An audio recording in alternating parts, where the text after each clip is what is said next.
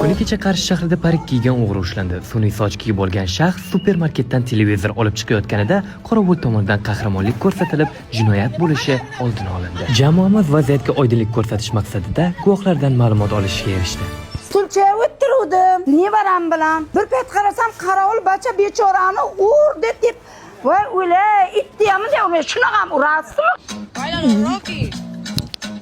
O'zim men trend olayotgan edim-da. Parik kiyib, u televizorlarni o'g'irlayotgan ekan. O'g'ri bil, davcha o'g'irlar. Qarovul degan otimman. Ana Marjon supermarketiga qarshiga kelasizlar. 300 ming so'm xarid qilasizlar, debdi. 1-iyul kuni 100 dona ortiq qimmatbaho sovg'alarni o'ynaysizlar. Ana voucher beriladi, voucherni barabarga tashlaysizlar. Xalq ko'rsin sana, xalq ko'rsin. Beraki. Men o'zi salonchi bo'lib ishlayman. Men o'zi 300 ming so'mga xarid qildim. Men qayerdan bilay 1-iyul kuni bu narsa o'ynalishini? Nima uchun amak meni urdilar? Men sochimga ota-onam gapirmagan. Siz qiylan gapirib qamatiraman. Qorovul amakidan yana shunday holat takrorlansa nima qilasiz deganimizda shunday javob berdilar. Qavarg'asini sindiram.